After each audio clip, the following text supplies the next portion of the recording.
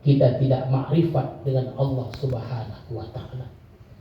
Andai kata kita makrifat dengan Allah, bahwa yang diputuskan oleh Allah Subhanahu wa ta'ala, yang ditetapkan Allah itu pasti baik untuk kita, maka hati kita selalu dalam keadaan ridha, senang kita, yakin bahwa keputusan-keputusan, ketetapan-ketetapan yang Allah tetapkan untuk kita itu yarji'u ilaina, kembali kebaikan itu kepada kita semuanya, tuan-tuan sekalian.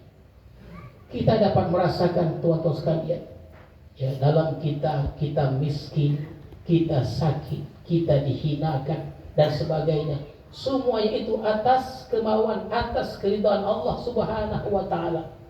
Allah itu ingin kita sakit, Allah itu ingin kita miskin, Allah itu ingin kita dihina, tuan-tuan sekalian. Banyak orang datang ke Besilap ini, selalu kita ingatkan untuk menyejukkan hati mereka, tuan-tuan sekalian. Berapa banyak, tuan-tuan sekalian, barang yang hilang. Kita tanya itu, banyak duit yang hilang, banyak. Selalu hilangnya barang itu atau turunnya jabatan itu kan atas restu Allah Subhanahu wa ta'ala. Artinya Allah itu suka, tuan-tuan sekalian.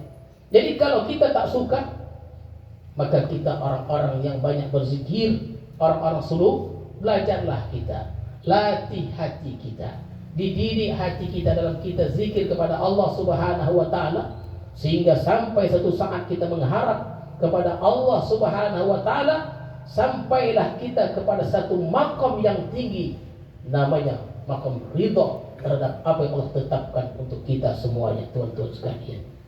Mungkin itu sajalah hikmah yang ke-224 ini, dan mudah-mudahan kita berdoa kepada Allah Subhanahu wa ta'ala, Allah panjangkan umur kita.